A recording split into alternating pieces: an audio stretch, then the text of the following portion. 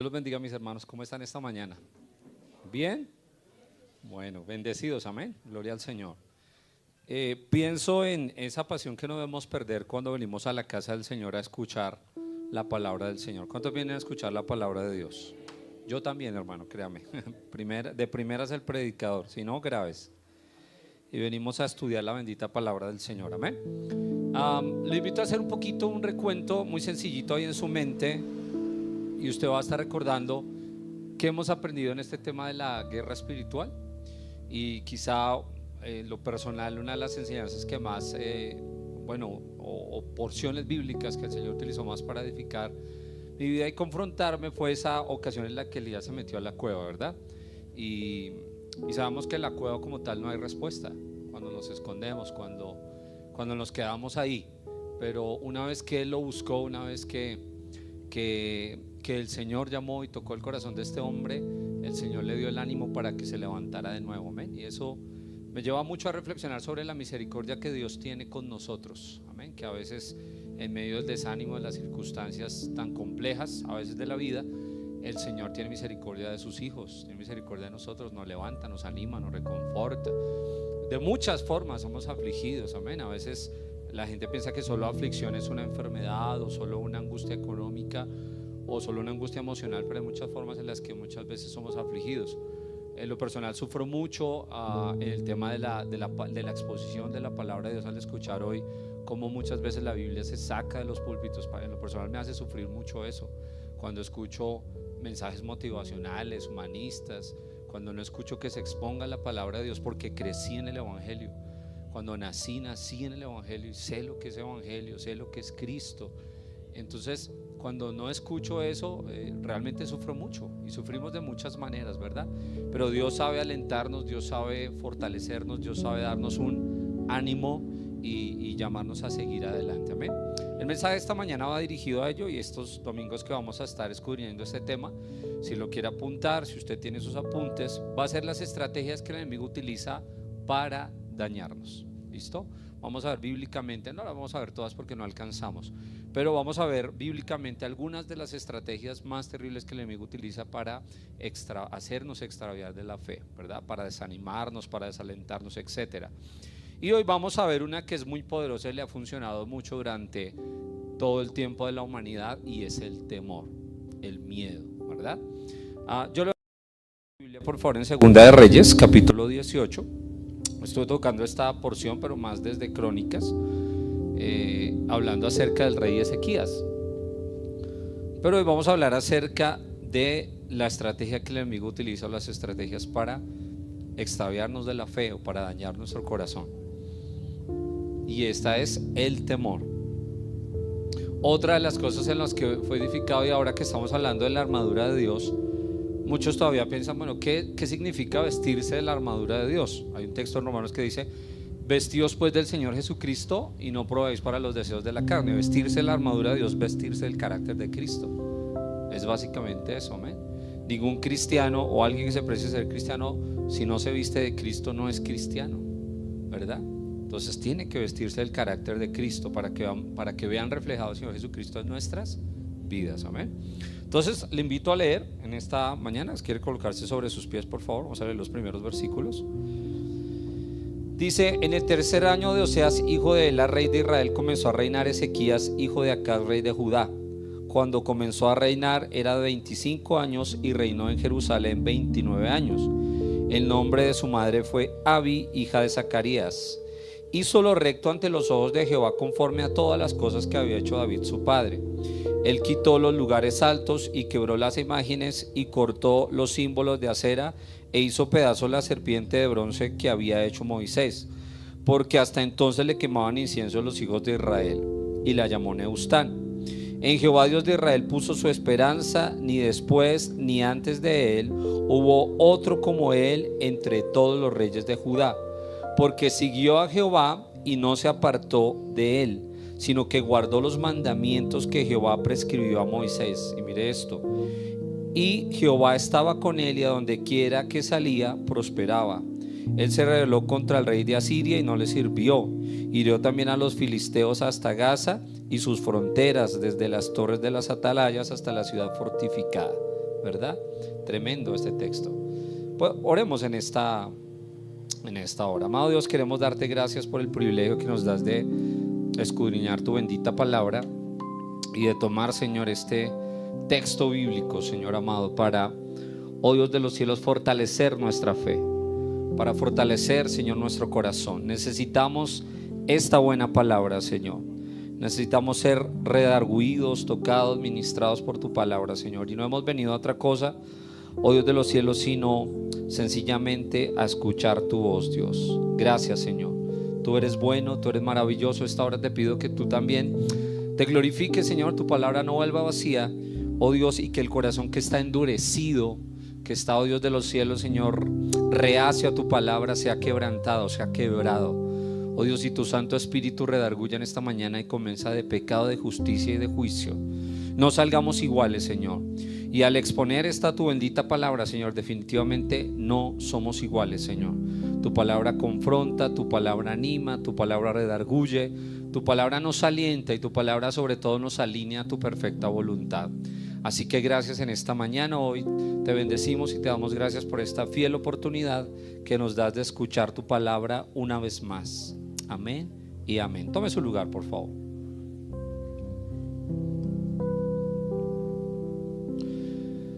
Bueno, este texto va alineado con el texto de Crónicas, donde se nos habla también de la historia del rey Ezequías. El libro de Crónicas se dedica un poco más a hablarnos acerca de todas las reformas a nivel espiritual que él hizo. Y aquí se centra un poquito más en los conflictos a nivel de rey que sufrió este hombre Ezequías. Si usted lee la descripción, este hombre, vaya que fue un hombre que se dispuso para buscar a Dios, ¿no? Fue un hombre íntegro, fue un hombre, alguna vez un pastor, el hermano del pastor Tobías Jiménez nos compartía, el hermano Roberto, él nos compartía acerca de hacer lo bueno y lo recto ante los ojos de Dios. No sé quiénes se acuerdan de esa enseñanza hace ya muchos años atrás, y fue una maravillosa enseñanza. También Ezequías nos habla, en diferencia a los otros reyes, que hizo lo verdadero. O sea, a mí eso me recalca mucho. En Crónicas dice: hizo lo bueno y lo recto, y también hizo lo verdadero. O sea, toda la intención que tenía en su corazón no era por aparentar o por una simple emoción, sino que realmente en su corazón estaba el deseo de buscar a Dios, y lo hizo. No solamente se quedó en un deseo, ¿no? Que no nos pase a nosotros solo, sí, he tenido el deseo pero todavía no arranco, no, sino que realmente lo hagamos. Este hombre lo hizo una reforma tremenda. Este hombre volvió a celebrar la Pascua. Hace muchos años que no se celebraba en el pueblo de Israel, pasaron décadas, y este hombre volvió y celebró la Pascua. Un avivamiento espiritual cuando este hombre se dispuso a buscar a Dios. Y el verdadero avivamiento espiritual, la verdadera presencia de Dios viene en nuestra vida, ese verdadero avivamiento, cuando en nuestro corazón hay un corazón recto que busca a Dios, cuando en el corazón hay integridad, hay fidelidad hacia el Señor. A Dios le agrada eso, cuando queremos guardar su palabra. Amén. Pero también se nos habla de este hombre que sufrió unas luchas, también pasó batallas bien fuertes. Y haciendo un estudio muy interesante de la palabra de Dios en cuanto a la batalla y a tremenda amenaza que sufrió el pueblo de Dios, dice la Biblia en Crónicas que después del avivamiento y de todas las reformas que él hizo y de cómo dispuso su corazón a Dios y Dios lo bendijo, dice que aconteció un día que vino Sennacherib, uno de los reyes de las potencias tremendas de aquel entonces, que eran Asiria, que eran Babilonia, y este rey vino y sitió a Judá. Es decir, su objetivo era acabar con el territorio de Judá, ¿sí? Ese era su objetivo. Y dice la palabra del Señor que este hombre, aquí una pequeña descripción histórica de Sennacherib, era un hombre sanguinario, era un hombre que torturaba, le gustaba torturar a la gente, no solamente quizá matarlos. Habían conquistadores que solo mataban a la gente y ya no, a este le gustaba torturar, le gustaba humillar a la gente. Sí, si usted lee también allá en 1 Samuel nos dice que los amonitas amenazaron en el tiempo de Saúl al pueblo y los pusieron en afrenta, porque les dijeron: salgan, van a salir a mí y yo los voy a dejar vivir, pero a cada uno les voy a quitar un ojo, ¿sí? Y muchos de los conquistadores de la historia eran hombres sanguinarios, eran hombres no solamente que mataban, sino que humillaban, quitaban brazos, quitaban dedos. Era impresionante para intimidar a las personas, ¿no? Entonces este hombre era un hombre sanguinario, un hombre perverso, un hombre con una soberbia impresionante. cuando uno lee las blasfemias que él habló en contra de Dios, uno se queda aterrado, impresionante, blasfemo en extremo y una prepotencia, una altivez terrible. Y desde luego fue un instrumento, primeramente Dios permite en nuestra vida cosas como esas, que pasemos por situaciones complejas. A veces hoy no se tiene en cuenta eso, hoy se piensa que y se vende, ustedes lo saben mis hermanos, y hay que tener mucho cuidado con ese evangelio rosa que nos venden. No es así, no es cierto eso. No es cierto que no vamos a padecer, vamos a pasar por circunstancias. Y el otro extremo también es que toda la vida vamos a padecer. No es cierto eso. Dios permite cosas en nuestra vida, y cada cosa que Él permite, sea buena o sea mala, tiene un propósito y un sentido. Y no solamente debemos tenerlo como un conocimiento, sino descansar en eso. ¿Usted descansa en eso? Tenemos que aprender a descansar en el hecho de que Dios tiene un propósito con lo bueno, pero también con lo malo. Por favor, medítelo esta mañana. Dios tiene un propósito con lo bueno, pero también con lo malo. Lo que pasa es que a veces nosotros pensamos, con toda esta línea de corrientes de mala doctrina, de evangelio falsificado, la gente se acostumbra a que siempre le hablen bien, pero no, hermanos, el evangelio verdadero es que tenemos que descansar en el hecho de que a veces vamos a padecer. Y lo encontramos en Pedro, lo encontramos en las cartas de Pablo, instando a los hermanos a permanecer firmes a pesar de las cadenas que él sufrió. El apóstol Pedro dice: es necesario que a través de muchas tribulaciones entremos en el reino de los cielos. Amén. Y usted ve a los hombres de Dios, tanto el Antiguo como el Nuevo Testamento, y pasaron por situaciones complejas. Y esas son las que más nombramos para levantar nuestra fe, hermano. Tremendas. Y yo cuando veo a este hombre, veo un hombre que tuvo un corazón tan fiel para con el Señor, y fue tan fiel que en medio de la adversidad no se quebró. Porque hay tipos de creyentes, ¿no? Cuando están en la bendición, todo está bien, pero cuando viene la situación difícil, normalmente se echan para atrás, se desaniman, empiezan a decaer, como que decae su semblante, como ¿por qué yo, Señor? Y por eso le digo, mi amado hermano, que es algo que debemos meditar y guardar en nuestro corazón. Descansemos en que Dios tiene un propósito tanto con lo bueno como con lo malo. Y esa es una enseñanza bíblica, hermano. Hemos hablado en la escuela bíblica acerca de un Dios soberano que tiene el control de todo, pero a la par de su soberanía está su amor, está su gracia, está su misericordia, está su fidelidad. Amén. Entonces, la Biblia nos dice que vino este rey, y ahora yo quiero que usted lea a partir de este versículo y mire las estrategias que utilizó en este caso este rey para amedrentar a Ezequías y al pueblo del Señor. Y mire ahí, por favor, importantísimo, usted mira en el versículo 17. Vamos a avanzar hasta el versículo 17, ¿ok? Hay de Reyes y el versículo 17. ¿Listo? Dice así la palabra del Señor.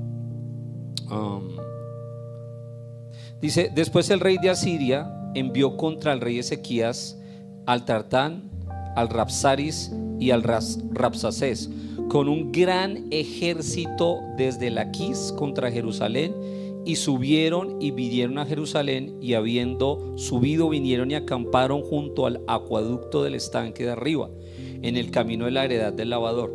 Cuando uno lee este texto, encuentra un común denominador en las conquistas de los reyes que intimidaron. Yo le cuento lo sanguinario que eran muchos de ellos, ¿verdad? Pero normalmente una estrategia militar que se utilizaba era venir con un gran ejército.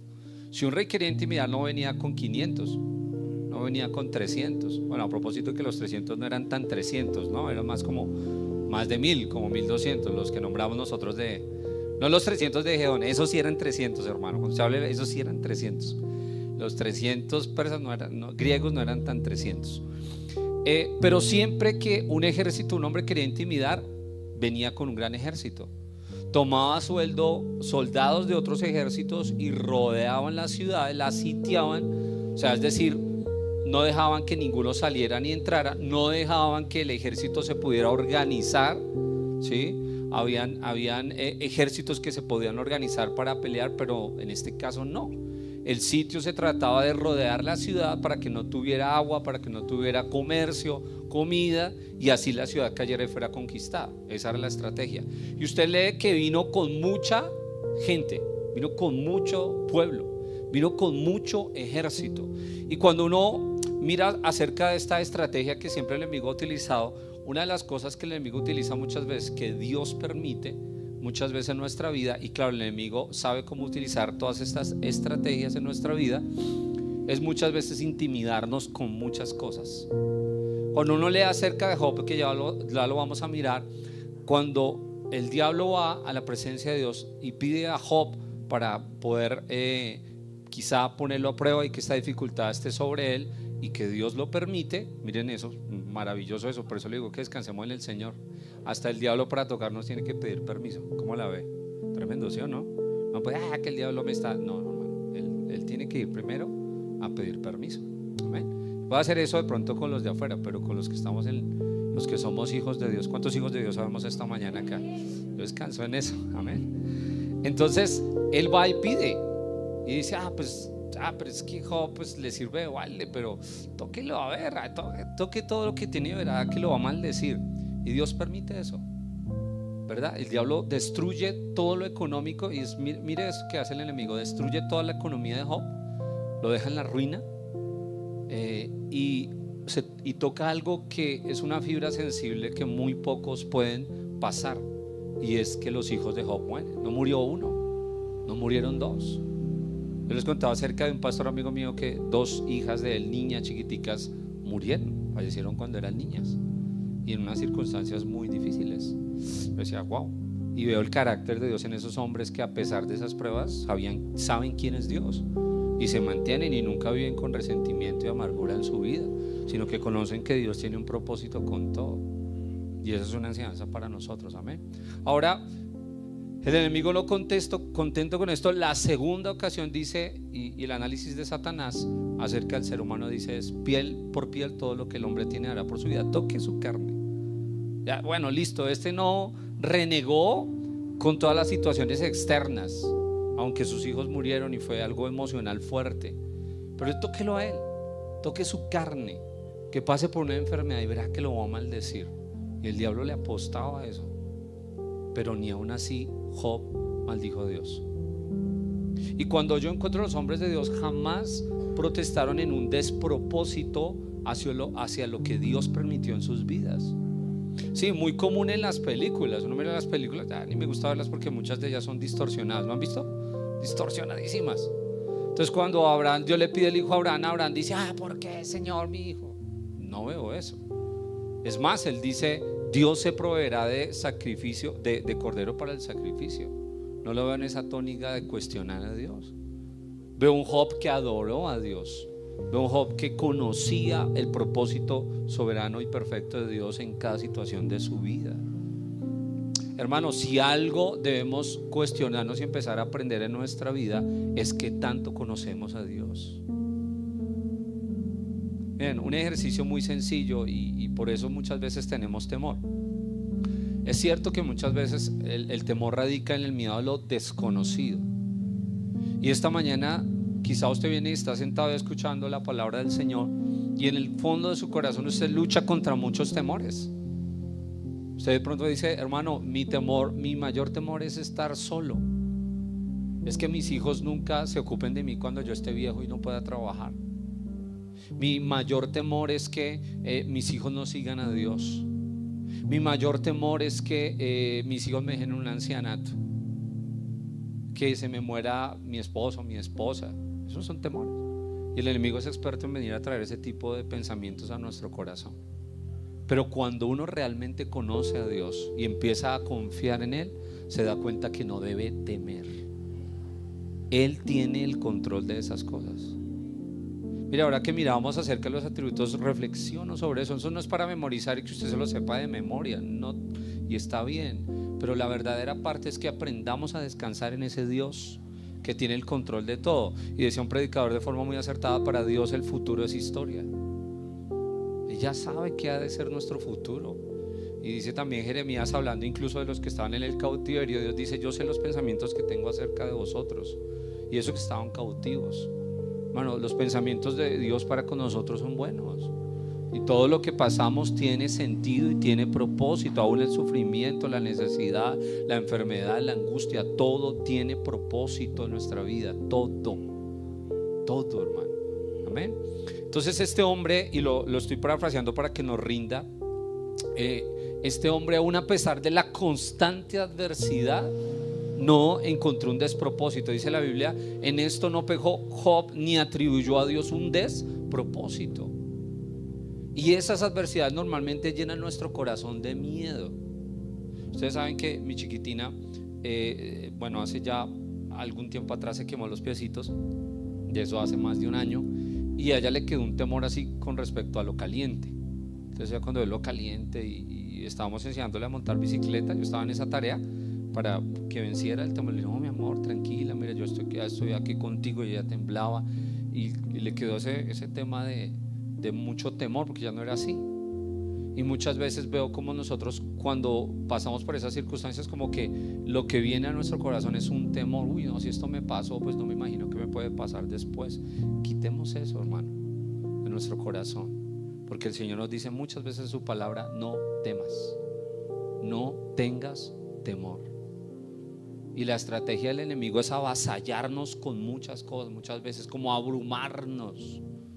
O que a veces hay días, ¿no? A veces habían bromas de canales. Había un canal argentino que hacía el peor día de tu vida. Entonces hacían bromas, cogían a una persona y le hacían seguimiento, y le hacían bromas en todo lado, en el trabajo, en la calle, en el bus, en todo. El peor día de mi vida. Con nosotros no pasa eso, hermano. La adversidad toda tiene propósito. Y al final usted ve el final del Señor con Job, que Dios es bueno, compasivo, misericordioso, fiel. Pero la invitación y lo que yo acá y de esta estrategia es como muchas veces nos empezamos a llenar de miedos hacia el futuro. El futuro muchas veces despierta en nosotros temor. La gente dice, bueno, y si nos volvemos en Venezuela, ¿qué va a pasar? Bueno, y si esto se vuelve... Mira, hermano, en Colombia, haciendo un análisis histórico, los gobiernos no han sido buenos, han sido malos. Sea derecha, sea izquierda, hermano, el hombre es malo. Mientras el hombre esté sometido bajo el pecado, será malo, hermano. Punto final. Y nuestra esperanza está en el Señor.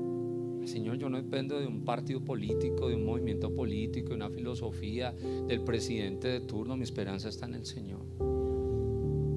Y lo vamos a mirar después cómo Ezequías le plantó cara al temor. Pero esto es lo que despierta muchas veces temor en nosotros: las circunstancias y las cosas que vienen sobre nuestra vida. Ay, si me enfermo. Por ejemplo, hablándoles de mi hijo, Benji es un niño talentosísimo. Mis hijos tienen, así como tienen talentos, también tienen debilidades y fallas, y uno como padre tiene la misión de irlos encaminando a la voluntad de Dios, irles enseñando, irlos corrigiendo en muchas cosas. Entonces, una de las cosas que le da es miedo, y ya lo he ido superando, y le daba miedo a enfermarse. Entonces, cuando alguien se enfermaba en la casa, él decía que le tocaba, y no, yo no me quiero enfermar, y empezaba a entrar en crisis. Yo no me quiero enfermar. Le digo, mi amor, tranquilo. No es que es necesario que te dé gripa para que se fortalezca tu sistema inmune, trabaje y seas fuerte. Eso sirve, eso ayuda. Y entonces empezó a montar bicicleta también. Cuando ya eso es un experto, hace de todo y ya ni le da miedo caerse. Pero al principio, no, ¿por qué no montas? No, porque no me quiero caer, y uno se raspa y eso duele y no quiero. Digo, no, hijo, eso hace parte de la vida. Los golpes lo vuelven a uno fuerte. Mira, yo ando en bicicleta y a mí no me da miedo caerme, y sé que me voy a caer muchas veces, pero no me da miedo. Ya caigo con estilo, así aprendo a caer, dice el muñequito. Toy Story, caigo con estilo. Ya sé caer, pero hace parte de la vida, hermano. Si el cristiano no entiende que tendrá que lidiar con esas situaciones, no ha entendido de qué se trata la vida cristiana. Porque ahí en estas cosas que a veces lidiamos, vemos y realmente conocemos el poder de Dios. Es ahí, hermano. Cuando usted tiene que clamar al Señor, le dice, Señor, bueno, estoy lidiando con esta lucha. Le decía a los jóvenes, antes de casarme tuve que lidiar con una situación emocional en mi vida, de una dependencia horrible, y tuve que orar al Señor, porque fue una lucha emocional. Uy, hermanos, yo les digo de verdad, de las cosas fuertes que me haya pasado en la vida, he tenido un miedo espantoso, una situación emocional muy fuerte, y tuve que ir al Señor arrollado. Y hermano, me quebré tanto, me quebré tanto poniendo esa situación en las manos de Dios, que Dios de verdad, hermano, sanó mi corazón y me fortaleció el Señor. No temas, no temas. Y yo podía realmente, cuando yo iba a la palabra del Señor, escuchar la voz del Señor diciéndome, no tengas miedo, Y esa es un arma eficaz que el enemigo ha utilizado, el implantar miedo en nuestra vida. Cuando Josafat dice, que fue uno de los textos, siempre me gusta citarlo porque se sintoniza mucho con nuestras reacciones humanas, desde luego. Dice la Biblia que cuando le dijeron a Josafat: oh rey Josafat, contra ti viene una gran multitud del otro lado del mar. Y haciendo un estudio bíblico eran prácticamente casi como 1 millón de soldados contra ellos, que a duras penas podrían reunir unos 150,000, 200,000. No había dónde, ¿cómo? ¿Y qué hace el rey Josafat? No, pues salgamos corriendo, vámonos. Si alcanzamos a oír, no. Ese hombre dice: convocó asamblea, ayuno y clamaron a Dios. Y Dios le habló y le dijo: no tengas miedo. Fue lo primero que le dijo: no tengas temor. Contaba un hombre de Dios una historia. Es uno de los pastores que tiene un testimonio de verdad de haber servido a Dios durante muchos años, ¿sí? Y él contaba una ocasión y le estaba hablando acerca, una predicación así, un domingo, estaba hablando acerca de poner la mejilla, ¿sí? Y él él dice, testimonio veraz de él lo cuenta, yo escuché el testimonio de él, él habla en la predicación acerca de eso. De pronto usted lo va a escuchar y queda como pensando muchas cosas. Este hombre está ahí, entonces él dice: yo estaba predicando acerca de poner la mejilla y veo que entra un señor alegando, ¿sí? Yo veo que entra un señor alegando. Y este señor, bueno, y los sugieres se lo calmaron. Y bueno, yo vi que se sentó, bueno, yo desarrollé el mensaje, seguí. Y al final yo estaba saludando a la gente, dice el pastor, y entonces vi que el hombre estaba alegando allá con los sugieres, y los sugieres lo estaban allá como deteniendo porque el hombre estaba bravo. Y entonces dice él que lo vio así, pues él es más o menos alto, y lo vio así como bajito y dijo: nada, déjelo pasar, no pasa nada. Pero el tipo venía con la intención de agredir al pastor. Entonces, claro, muchos dirán: y no lo agredió porque es el ungido del Señor, y el ungido del Señor no es tocado. Hermano, yo veo por la Biblia que el ungido del Señor sí fue tocado muchas veces. No veo que no, muchas veces. Entonces él dice: no, déjelo pasar. Entonces el hombre estaba bravo porque, dice el hombre, este hombre, la esposa de él se había convertido, entonces le echó la culpa al pastor. Pues desde que mi esposa se convirtió no hace cosas malas, se nos tiró el negocio usted. Entonces y cogió y le pegó, y le sentó su golpe allá. Pastor, allá caí yo con toda mi unción, dice él, ahí caí yo. Claro, pues de una vez lo reventó, lo volvió una nada. Pero mira lo que voy con esto. Y entonces él le dijo a los sugieres ya listos a porrearlo también: venga, aquí nos vamos acá. Y él le dijo: no, le dijo a los sugieres: no hagan nada, no hagan. Yo admiro eso, porque en una situación, imagínese, póngase usted en una situación que ve al pastor, lo están aporreando, no, tranquila, hay un propósito, Dios tiene algo. No, uno algo tiene que hacer. Dios mío, Señor, tremendo. Entonces dice, él se para, ¿sí? Y él dice: pues yo me paré con los puños listos. Y el Espíritu Santo le habla y le dice: baja los puños. Mira lo que acabas de predicar. Dice: por eso ya no predico de eso, porque poner la mejilla, no predico de esas cosas. Dice él. Le da uno risa cuando escucha el testimonio. Él baja los puños, el Espíritu Santo le dice: quieto, papá, ahí en primera. Entonces él dice: no, pues ya me dio uno, no me va a dar el otro. Y dice: se cambió de guardia, me dio después con el otro así. Y volví y caí. Y lo sugiere sufriéndole: no hagan nada, no. Y escucharon al pastor, tremenda autoridad. Y bueno, pasó el cuento. El tipo le puso el pie encima, lo amenazó, le dijo: yo lo voy a matar a usted. Entonces, cuando pasan situaciones como eso, uno dice: inexplicable eso, ¿no? Porque también nos han enseñado muy mal que el ungido del Señor no se toca eso. Hermano, muchas veces Dios permite eso. Miren a los apóstoles sufriendo, a los profetas sufriendo. Yo no veo que no se toque a los ungidos del Señor. Yo veo más bien que uno tiene que tener temor de no hablar de los siervos del Señor. Eso sí debe haber el temor, pero que Dios no permita cosas, hermano. Dios permite muchas cosas a veces para tratar con nosotros. Y el pastor decía: Dios tratando conmigo muchas cosas. Bueno, para darle final a este tema, él dice: claro, después yo me enteré que el tipo era malandro, era un asesino, era un tipo de miedo. Ustedes saben que México, ¿cómo está México, no? O sea, México es una cosa brava, hermano. Está como nosotros hace muchas décadas atrás, una cosa, es tan tenaz la cosa que cogen a los tipos que son malos, a esos paramilitares, y los contrata el Estado para que sean policías, como para tratar de tenerlos del lado de la ley. Imagínense el desorden que hay. Entonces alguna vez, bueno, él sale al siguiente día y dice, pues salía así como mirando, no, aguas, dicen ellos, mirando así, como con miedo. El Señor le dice: no tengas temor, no tengas miedo. Cualquiera, una situación de esas, sí, como que, uy, hermano, sugiere, rodéenme aquí porque cualquiera de pronto se pone bravo y viene. Entonces, pasó el tiempo y uno no entiende el propósito de Dios con esta situación y uno muchas veces se llena de miedo. Pasa el tiempo y ellos van a predicar a una ciudad que queda cerca de México, predican el evangelio, y dentro de las personas que se convirtieron familiares de este hombre, y él después al tiempo a rato los conoció. Y le dijeron: pastor, usted sabe, y le habla el hermano de este hombre que le golpeó, y le dice: pastor, ¿usted sabe qué le pasó a mi hermano? No, yo no sé qué le pasó. Dijo: pues resulta que lo que yo les compartía, él se volvió policía, ¿no? Pasó del lado de la ley, y en una redada, él se fue a combatir una redada de unos, narcotraficantes y eso, y él le había pegado al pastor por aquí y por acá, ¿no? Le había pegado en los dos lados. Pues lo recibieron a tiros y un tiro le entró por acá, le salió por acá. Y entonces, tenaz eso.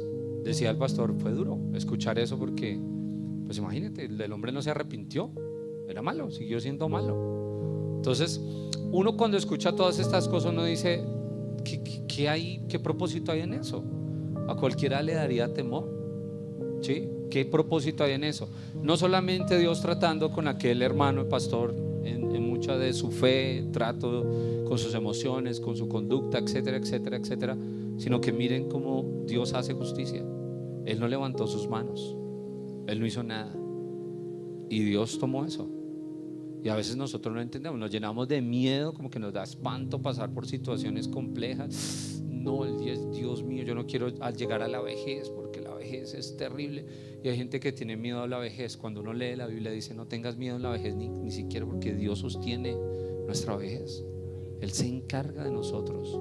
La Biblia dice que seremos vigorosos y verdes. Ahora, la otra cuestión es: cuide su salud, cuide lo que come, trate de dormir lo mejor que pueda, trate de hacer ejercicio. O sea, hermano, eso es sentido común. Pero la otra parte importante y esencial de nuestra vida es: confiemos en el Señor. Mire, cada vez los contratos, y muchas hermanas, usted no sabe, mire, yo viviendo por horas, hermano, yo sé qué es eso. Usted sabe que los contratos a término fijo, eso ya está desapareciendo y va a ser un mito ya. O sea, lo que se va a llegar es a que sencillamente se pague por horas. Y cada vez el trato de las empresas hacia la gente es más deshumanizado. Eso es una realidad. Y muchas veces viene el temor: bueno, ¿y yo de qué voy a vivir? Bueno, ¿y yo qué voy a hacer? Y yo he visto milagros tan extraordinarios de hermanos que no tenían un peso para comprar una casa y Dios los bendijo con una casa. Un peso, hermano. ¿Sabe por qué? Porque pusieron su confianza en el Señor. Y uno se llena de miedo y la embarra. Uno con miedo, hermano, comete errores terribles. Va y se endeuda, va y hace de todo menos consultar y descansar en Dios, hermano. Entonces, no importa si las circunstancias son así terribles y como que una sobre otra, hermano, no perdamos nuestra confianza en el Señor. No dejemos que nuestro corazón se llene de miedo. Dice la Biblia en Nehemías, se lo voy a parafrasear también, lo estoy revisando pero se lo cito. En Nehemías capítulo 6, ustedes saben, en la Biblia nos dice acerca de la oposición que enfrentó Nehemías para edificar los muros, ¿cierto? Y la Biblia nos dice Tobías, Sanbalat, un poco de enemigos que le mandaban cartas, que se burlaban de ellos. Y uno también mira esas estrategias del enemigo: primero se burlaban, les hacían mofa, pero ya poco a poco fueron escalando las amenazas hasta recibir amenazas. Y te vamos a destruir, sabemos que ustedes los judíos están levantando ese muro porque se quieren rebelar contra el rey y los vamos a denunciar. Y empezaron a escalar las amenazas. Y decía Nehemías que un falso profeta llegó a él y dijo: escondámonos en la casa, en el templo de Dios, escondámonos porque esta noche te van a matar. Y Nehemías dice: y entendí que Dios no lo había enviado, sino que él hablaba esa profecía de su cuenta. Y un hombre como yo no se va a esconder ni va a tener miedo, porque la obra es grande. Tremendo eso. Muchas veces nos escondemos, como que dejamos de orar, como que hermano, usted no sabe lo que estoy lidiando. Oh, hermano, yo no lo sé, pero ahí está la palabra de Dios y el Señor sí lo sabe. Y Nehemías, a pesar de las amenazas que recibe, el que le digan a usted: esta noche lo vamos a matar, Y usted sabe que sus enemigos son fuertes, tienen armas, pero este hombre dijo: yo no me voy a esconder, porque Dios me delegó una obra y esa obra la voy a terminar. Tremenda determinación. No dio lugar al temor. Y eso que eran profetas, falsos profetas los que hablaron esto. No tengan miedo. El Señor dijo: no se turbe vuestro corazón, ni tengas miedo. Y a veces la iglesia tiene miedo. A veces nos llenamos de temor. Y aunque es un sentimiento humano, como siempre lo digo en la palabra de Dios, nos insta: no debemos quedarnos en el temor. No nos debemos quedar en el temor. Cuando Josué se enfrenta a tremenda responsabilidad, imagínense los zapatos ahí de Moisés. El Señor le dice: no temas. Y el Señor le da una palabra linda que me parece fantástica. Le dice: así como yo estuve con Moisés, estaré contigo. No te dejaré, no te desampararé. ¿Y lo cumplió el Señor o no lo cumplió? Lo cumplió, hermano. Ahí estuvo el Señor con Josué. Y tanto hubieron problemas. Claro, nosotros recordamos a Moisés como el profeta más tremendo que el Señor haya levantado, pero las proezas que fueron hechas en la conquista de Israel en Canaán fueron, o sea, tremendas. Cuando dice la Biblia que incluso la tierra se detuvo, ¿verdad? Y para que el sol no se pusiera y se pudieran vengar de sus enemigos. O sea, tremendas proezas cuando dejamos que pase el temor y se llena nuestro corazón de confianza en el Señor. Amén. Esa es una estrategia tremenda. Segunda, la primera es esa, el miedo. La segunda, quiero que la mires ahí en el versículo siguiente, ahí de Reyes. Y la segunda es: este hombre de Sennacherib constantemente atacó la confianza de Ezequías. Ezequías le había dicho al pueblo que confiaran que Dios los iba a librar, imagínense. Pero este hombre le dice a Ezequías: no, eso no es cierto que Dios los va a librar. Y usted lo va a encontrar ahí en el versículo 19 al 22. ¿Listo? Del capítulo de Reyes que estamos leyendo. Y les dijo el Rabsacés: decid ahora a Ezequías: así dice el gran rey de Asiria, ¿qué confianza es esta en que te apoyas? Tremendo eso. Dices: pero son palabras vacías. Consejo tengo y fuerzas para la guerra, mas ¿en qué confías que te has rebelado contra mí? Y constantemente bombardeó la confianza que él tenía en Dios. Es más adelante, por favor, va hacia unos versículos más adelante. Va a ir ahí el versículo, a ver, yo le digo, no, por aquí anotado, al versículo 22, 23, 24. Mírenlo ahí, versículo 24. Tremendo eso. Y dice así la palabra del Señor. Veamos desde el versículo 23. Dice 25: ¿acaso he venido yo ahora sin Jehová, 25, a este lugar para destruirlo? Jehová me ha dicho: sube a esta tierra y destrúyela. Imagínense este hombre lo que se atribuía. ¿Cómo? Imagínense esa estrategia del enemigo para dañar nuestra confianza. Tremendo eso.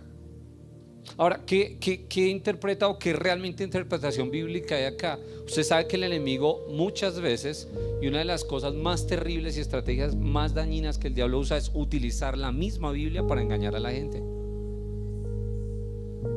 ¿Usted confía en Dios? Pues Dios me dijo que subiera a destruir esta ciudad. ¿Cómo le quedó el ojo? Y lo decía alguna vez, nunca un predicador, nunca el diablo es tan peligroso como cuando trae la Biblia para engañar.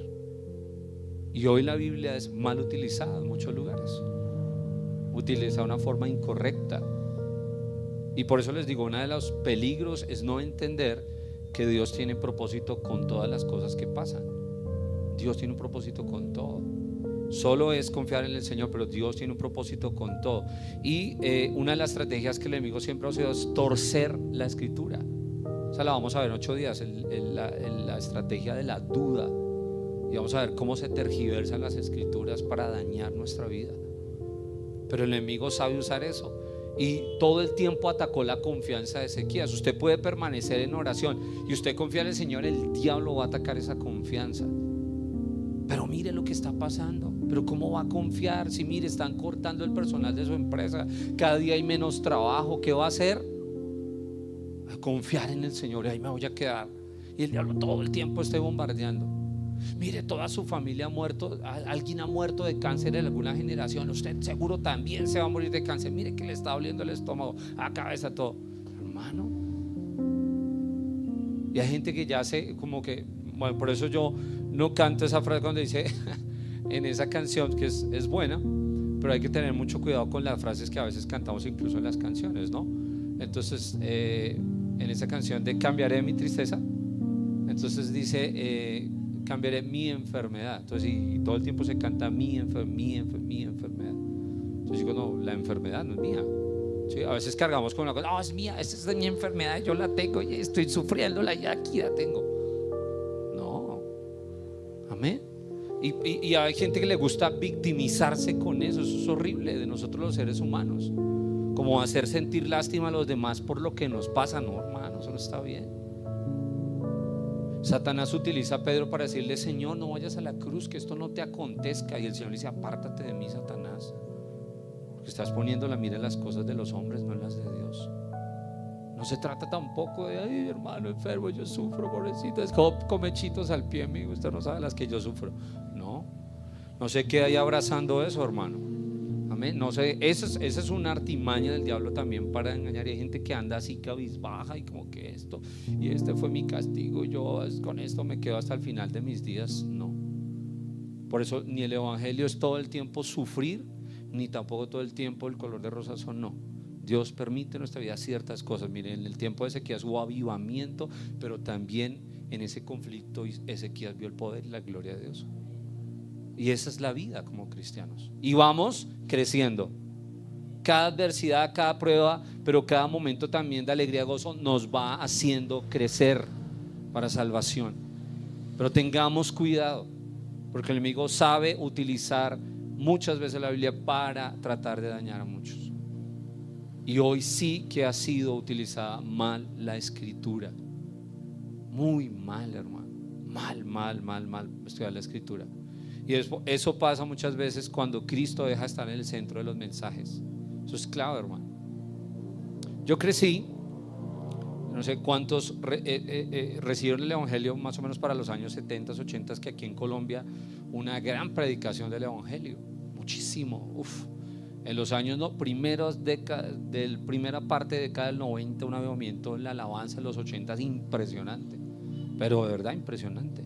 El evangelio, las iglesias predicando de una cosa, hermano, uno no escuchaba mensaje de prosperidad por ningún lado. Eso era raro escuchar eso, rarísimo, raro que se escuchara el tema de la prosperidad. No se escuchaba.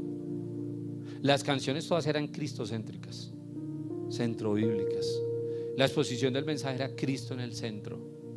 Los himnos, todas las canciones tenían que ver con Cristo, con la sangre de Cristo, con el sacrificio de Cristo, con el Señor viene otra vez por su pueblo. O sea, todo era alrededor de la palabra de Dios, del Espíritu Santo, del Padre Celestial. Todo era bíblico. Y se empezó a meter todo esto. Es más, tan terrible que muchas generaciones hoy no conocen a Dios, porque nacieron en un falso evangelio. Y al nacer en ese falso evangelio asumieron, y muchos asumen, que lo que escuchan es evangelio, pero no lo es. Muchos asumen que me hablan dos textos de la Biblia y bueno, esa es una exposición de la palabra de Dios, pero puede que no lo sea. Yo tengo que ir a la Biblia, tengo que seguir el mensaje, tengo que estudiar la palabra de Dios, tengo que mirar si lo que realmente me enseña la palabra de Dios es lo que está ahí escrito. La Biblia dice acerca de los hermanos de Berea, dice que cuando ellos escuchaban lo que el apóstol Pablo enseñaba, iban y revisaban en las escrituras si lo que se les había enseñado era cierto. Tremendo eso. Pero ¿por qué hoy la gente es engañada? Porque no descansa en la palabra de Dios. Mira, hermanos, hoy hay mensajes para todo. Uno se mete a YouTube y estoy desanimado, quiero un mensaje que me anime, mensaje para el ánimo. Ahí aparece el mensaje. Me pasa tal cosa, mensaje tal, ahí aparecen mensajes. Pero lo que sí pasa hoy es que la gente no lee la palabra de Dios. Nos acostumbramos a escuchar mensajes. Uy, me escuché la serie. Muy bueno que escuche una serie que lo edifique y que sea centro bíblica, que sea sana doctrina, maravilloso, hermano, pero no reemplacemos el estudio personal de la palabra de Dios, porque ahí Dios nos habla a nosotros. No quitemos ese tiempo. Si usted lo quitó hace rato y usted solamente es de los que escucha predicaciones, ojo, hermano, tenemos la responsabilidad de ir a la palabra personalmente, cada uno de nosotros individualmente, cada día, a pedirle al Señor que nos hable a través de su palabra. Eso no lo podemos dejar de hacer. ¿Cuántos dicen amén, hermanos? Hay que volver a eso. Si no, somos engañados, hermano. Podemos ser engañados. Y yo veo que la gente tiene un tremendo apetito y comezón por escuchar cosas nuevas, la nueva revelación, la nueva interpretación y cosas así súper raras, místicas, extraviadas de la palabra de Dios, que llevan a la gente y la apartan del Señor Jesucristo. El centro es el Señor Jesús y nuestra confianza en Él, hermano. Ahora dice la Biblia que este hombre cuestionó y más adelante blasfemó. Mire lo que dijo, tremendo. Lea conmigo, siga leyendo ahí.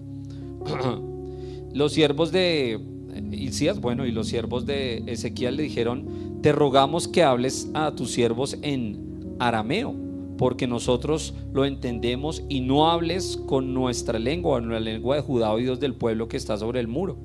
Eso le dijeron los funcionarios de Ezequías al rey de Asiria, para que la gente y el pueblo no escucharan. Pero estos no hicieron eso, sino que hablaron en la lengua de Judá para atemorizarlos. Tremendo eso, ¿no?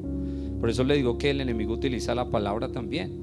Y Rabsacés les dijo: me ha enviado mi Señor para decir estas cosas y estas palabras a ti y a tu Señor, y no a los hombres que están sobre el muro, expuestos a comer su propio estiércol y beber su propia orina con vosotros. Tremendo, ¿sí? Blasfemo. Entonces el Rabsacés se puso en pie y clamó a gran voz en lengua de Judá y habló diciendo: oíd la palabra del gran rey, el rey de Asiria.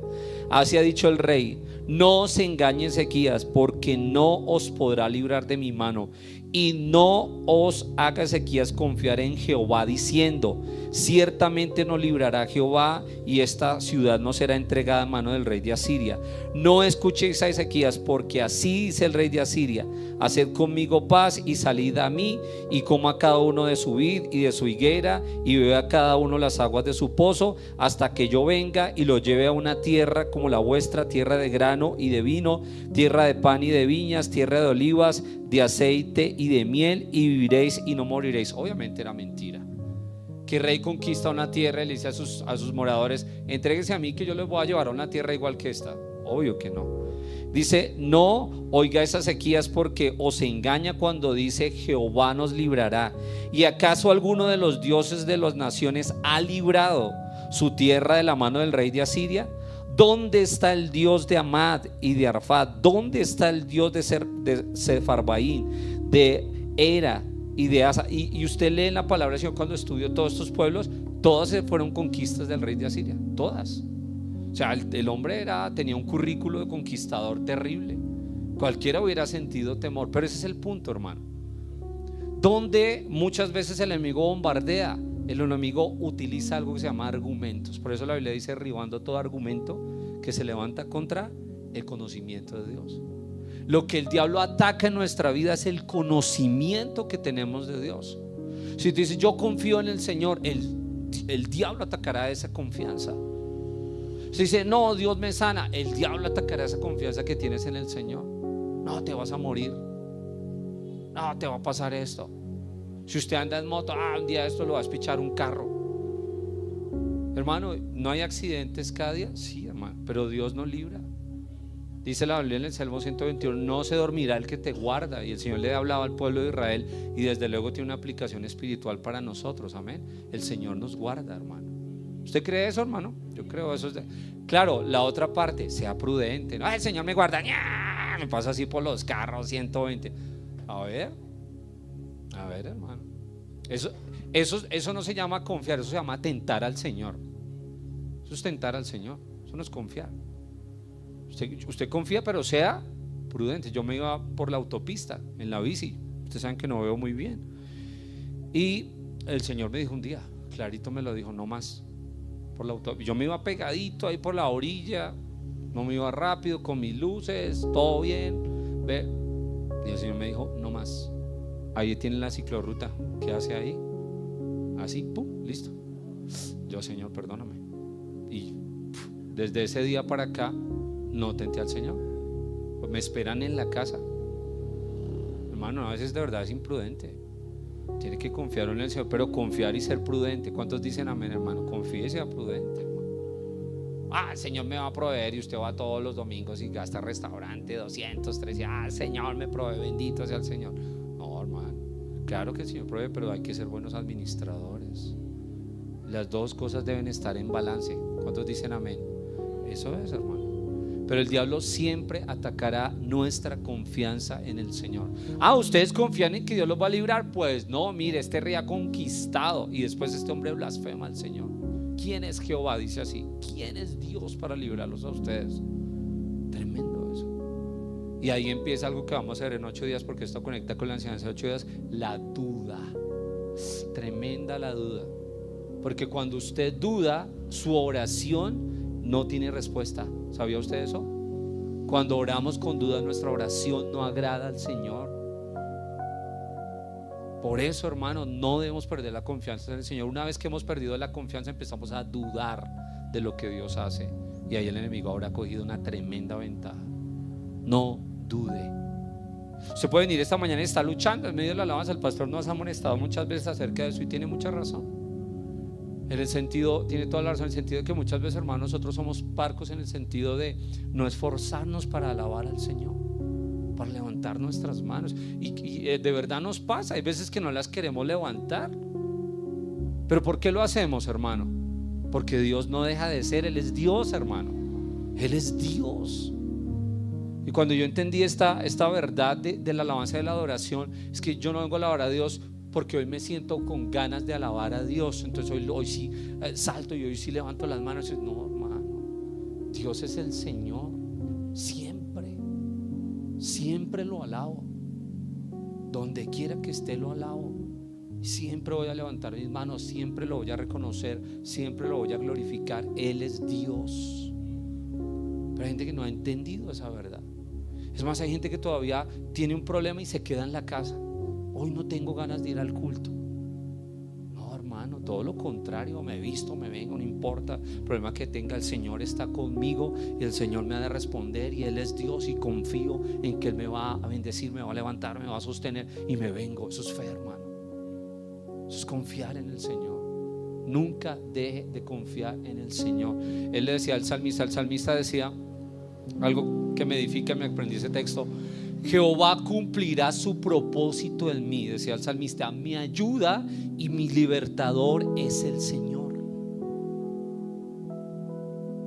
El Salmo 40 nos habla acerca, lo hemos hablado muchas veces, de que pacientemente esperó al Señor. No decía, lo esperé por un tiempo pero no llegó, como Saúl, ¿no? No, hermano, esperemos al Señor. Si usted y yo realmente confiamos en el Señor, vamos a esperar a que Él intervenga. Mientras tanto descansamos en Él. Mientras tanto descansamos en Él. Y la lección clásica, ¿no? La pensaba la de la piscina esta semana que estuvimos por ahí con mi familia descansando unos días.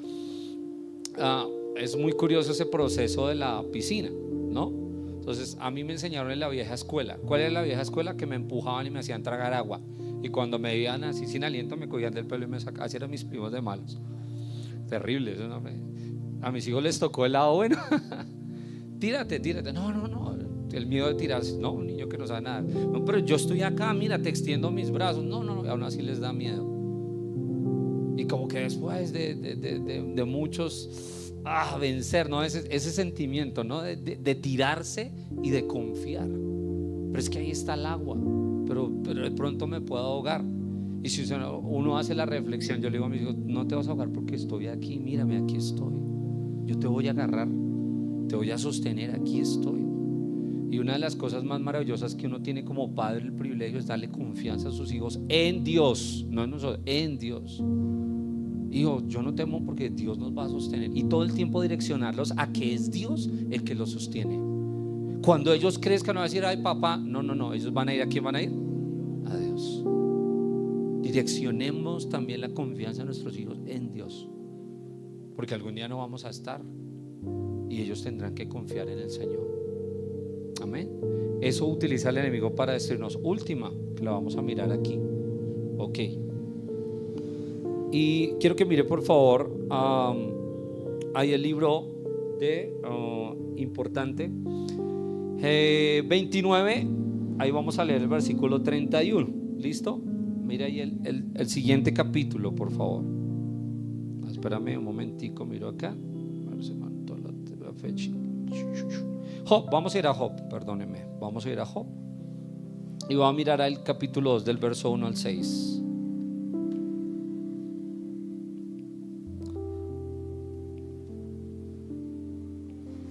¿Listo? 2, mi hermano, 2 del 1 al 6. Aconteció que otro día, esta fue la segunda parte del libro de Job, ¿no? Vinieron los hijos de Dios para presentarse delante de Jehová. Y Satanás vino también entre ellos, presentándose delante de Jehová. Y dijo Jehová a Satanás: ¿de dónde vienes? Respondió Satanás a Jehová y dijo: de rodear la tierra, de andar por ella. Y Jehová dijo a Satanás: ¿no has considerado a mi siervo Job, que no hay otro como él en la tierra, varón perfecto, recto y temeroso de Dios y apartado del mal, y que todavía retiene su integridad, aun cuando tú me incitaste contra él para que lo arruinara sin causa? Bueno, muchos entienden mal este texto, no dicen que Dios sí es capaz de incitar al Señor, no, en lo absoluto. Dios ya había determinado que Job pasara por esto. La Biblia nos dice en Santiago que Dios no puede ser tentado por el mal, ni él tienta a nadie, haciendo la aclaración, ¿no? Ojo con eso. Respondiendo Satanás dijo a Jehová: piel por piel, todo lo que el hombre tiene dará por su vida. Pero extiende ahora tu mano y toca su hueso y su carne, y verás si no blasfema contra ti en tu misma presencia. Y Jehová dijo a Satanás: he aquí, él está en tu mano, mas guarda su vida. Ahora mire lo que pasó. Entonces salió Satanás de la presencia de Jehová, inmediatamente hirió a Job. Se tenía unas ganas de lastimar a Job, con una sarna maligna desde la planta del pie hasta la coronilla de la cabeza. Y tomaba Job un tiesto para rascarse con él, y estaba sentado en medio de ceniza. Entonces le dijo su mujer: ¿aún retienes tu integridad? Maldice a Dios y muérete. Y él le dijo: como suele hablar cualquiera de las mujeres fatuas, has hablado. ¿Qué recibiremos de Dios? El bien, y el mal no lo recibiremos. Lo que hablábamos, ¿se acuerdan? Del propósito de Dios, tanto en lo bueno como en lo malo. Entonces, en todo esto no pecó Job con sus labios. Tremendo. ¿Sabe por qué la Biblia dice que era un varón perfecto? Si usted lee Santiago, dice que el que es capaz de refrenar su lengua es un varón también capaz de refrenar todo su cuerpo. Perfecto. Por eso dice la Biblia que de este hombre era un hombre perfecto, recto, temeroso de Dios y apartado del mal.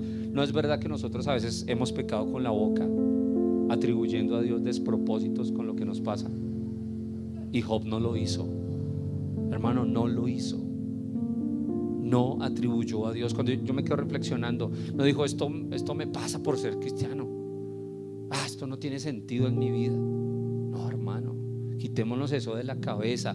Dios, otra vez lo repito, Dios tiene un propósito con todo lo que nos pasa, sea bueno o sea malo. Dios tiene un propósito con todo, hermano, todo. Hermano, ¿qué propósito va a haber si me quedé sin trabajo y estoy endeudado? Dios tiene un propósito con eso, hermano. Hermano, pero ¿qué propósito tiene Dios si estoy enfermo y mire, ni en la EPS me han dado la cita? Dios tiene un propósito con eso. Si este hombre, hermano, en tremendo sufrimiento no pecó, atribuyendo a Dios despropósitos, si no lo hizo teniendo todas las razones y argumentos para renegar de su situación, y sin embargo adoró al Señor, ¿cuánto más nosotros, hermano? ¿Cuánto más nosotros? Seguramente no pasaríamos por la prueba de Job, porque no la pasaríamos. Pero nos queda en la palabra del Señor una reconvención fuerte. Y quiero dejarlo solo con un texto que me parece fabuloso de todo este mensaje. Acerca de Ezequías, ahí vuelva por favor al libro de Reyes. Y mire lo que dice acerca de este hombre en el versículo 5 del capítulo que leímos, segunda de Reyes 18. Mire lo que dice, cuál fue la clave de muchas de las cosas que él soportó y padeció. Versículo 5, léalo por favor conmigo, iglesia, por favor léalo conmigo. En Jehová, Dios de Israel, puso su esperanza. ni después ni antes de él hubo uno como él entre todos los reyes de Jehová. A mí me impacta esto. Esto no dice ningún rey haciendo una exégesis bíblica de todos los reyes. Dice: en el Señor puso su esperanza. Hermano, ¿qué diferencia hay entre fe y esperanza? Aclárame eso. Esperanza es la señora de mi vecina, y la fe, ¿qué es? No, explíqueme, hermano. Hermano, la esperanza, por favor, la esperanza es ese aliento que permanece en nosotros, el cual fortalece nuestra fe. Sabemos que la Biblia nos dice: la fe es la certeza de lo que se espera y la convicción de lo que no se ve. Pero la esperanza sostiene la fe, la alimenta. Nuestra esperanza es ver a Cristo un día. ¿Cuántos dicen amén? Si usted no pierde esa esperanza, usted no pierde de vista el propósito y el sentido de su vida. Va a tenerlo claro, va a perseverar. Y esto fue lo que hizo este hombre. Por eso cuando dice la Biblia, él puso su esperanza en Dios. Él sabía que en cualquier situación de su vida Dios iba a intervenir. Eso es esperanza en Dios, hermano. Yo espero en Dios. Esperanza es sencillo, espero en Dios. Se puede demorar, bueno, puede ser que no intervenga en el tiempo que yo estoy esperando. Sí, hermano, puede ser. Porque nosotros a veces pensamos que Dios tiene que intervenir cuando terminamos de orar, así como Elías, entonces cayó fuego de los cielos. Hermano, a veces sí, a veces no. A veces sí, a veces no. Y no quiere decir que Dios no nos escuche. Él interviene cuando Él considera que es el tiempo para hacerlo. A veces guarda silencio, pero mientras guarda silencio, el Señor siempre está trabajando en nuestro, siempre. Y dice la Biblia, a mí me impacta eso: él puso su esperanza en Dios. Él sabía que Dios iba a intervenir en su vida en cualquier momento. Dicen las mamitas: yo tengo la esperanza de que algún día mi hijo se convierta. Eso es esperanza. A veces como que lo veo lejano, pero yo espero en eso. La esperanza alimenta nuestra fe. Si no es así, hermano, miren, cuando yo veo todo este caos que hay en esta tierra, este desorden tan terrible, recuerdo cuál es mi esperanza en esta tierra: es ver que el Señor venga y vea su rostro un día. Eso me mantiene esperando. Mi esperanza no está en que Colombia un día tenga un político extraordinario que...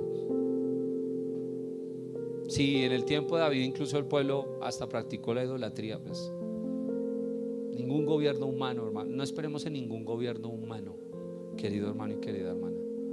Pongamos nuestra esperanza en el Señor.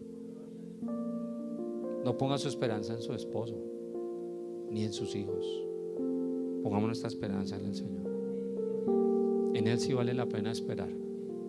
Ahí yo me aferro con todas mis fuerzas al hecho de que Él conoce que nuestra esperanza está en Él y no nos defrauda. Su palabra se cumple y permanece para siempre. Él puso su esperanza en el Señor. Dijo: no voy a desfallecer. Y Ezequías nunca desfalleció. ¿Saben cómo terminó esta historia? Es fabulosa. Él va y llama al profeta Isaías y le cuenta lo que está pasando. Y ora. Entra al templo y empieza a orar Ezequías. Y el rey Sennacherib le envía cartas. ¿Y sabe qué hace el rey Ezequías? Extiende las cartas y las pone delante del Señor. Y al otro día dice que el Señor envió a su ángel, el cual mató a 185,000 en el campamento de los asirios. Cuando se levantaron todos al campo de muertos. Y salió el rey Sennacherib, este blasfemo, salió a su tierra. ¿Y sabe quién lo mató? Sus propios hijos lo mataron cuando estaba adorando en el templo a su Dios con D minúscula. Así salvó el Señor a Judá. Pero este hombre confió en el Señor. Confiemos, hermano. Si dice: hermano, la verdad no tengo mucha esperanza, hermano, yo mi esperanza la perdí hace rato. Pues en esta mañana sea una mañana para recuperar. Y usted ponga su esperanza en el Señor, mi amado. Dios nunca ha fallado su palabra. Nunca la ha fallado, hermano. Nunca la ha fallado. Nunca la fallará. Amén. Colóquese sobre sus pies en esta mañana. Pongamos nuestra esperanza en el Señor. Amén. Él no nos falla. Él no nos falla. Él no nos falla. Él es el Señor. Ore conmigo en esta hora, mi amado hermano. Gracias, amado Señor, en esta mañana por tu bendita palabra. Esta es una palabra de aliento para nosotros, Señor. Es una palabra de un aliento tremendo. Porque, oh querido hermano, yo quiero que por favor usted cierre sus ojitos y hablo a su corazón, porque quizá usted está atravesando por un temor, un miedo, una incertidumbre. Quizá hace rato de pronto usted perdió su esperanza y dijo: hermano, yo no creo que eso pueda pasar. Yo ya dejé de orar por esa situación. Yo dejé de esperar en el Señor. Hermano, la palabra de Dios nos exhorta a no perder nuestra esperanza. De este hombre, este rey, dice la Biblia, puso su esperanza en el Señor. Todo apuntaba a lo contrario. Todo apuntaba a que Judá iba a caer. Ya había caído Israel, pues Judá también caería. Pero, Señor amado, tú libraste y sabes librar a aquellos que ponemos nuestra confianza en ti. Aquellos reconocemos que tú eres soberano, todopoderoso, omnisciente, omnipotente, oh Dios de los cielos, omnipresente. Señor, es importante cuando conocemos quién eres tú. Oh Dios, no vamos a orar a un hombre que no puede cumplir su palabra. No vamos a orar a un presidente o a un gobernante cuya influencia es bastante limitada. Vamos a poner nuestra queja, nuestra necesidad y nuestra angustia delante del Dios que tiene misericordia de nosotros, del Dios que tuvo misericordia de Abraham, y aunque ofreció a su hijo en sacrificio porque lo mató en su corazón, dice la Biblia en Hebreos, aún así Dios no faltó a su palabra y lo bendijo y lo multiplicó su descendencia. El Señor no deja de cumplir su palabra es fiel. Hermano, si usted había perdido la esperanza, esa fe, esa certeza, esa convicción, pero la esperanza es de largo aliento. Si usted ha dicho: no, yo ya no espero en eso, hermano, en esta mañana dígale: Señor, perdóname. Yo conozco que tú eres un Dios que, oh Dios, promete que lo que tú has establecido en tu palabra lo cumples. Ninguna de tus palabras se ha caído, Señor. Ninguna de tus promesas, oh Dios de los cielos, Padre, no se ha cumplido. Todo lo que tú has establecido en tu palabra se ha cumplido, se cumple y se cumplirá. Cuanto más tu propósito en nosotros. Por eso el salmista decía: Jehová cumplirá su propósito en mí. Oh Señor amado, sí.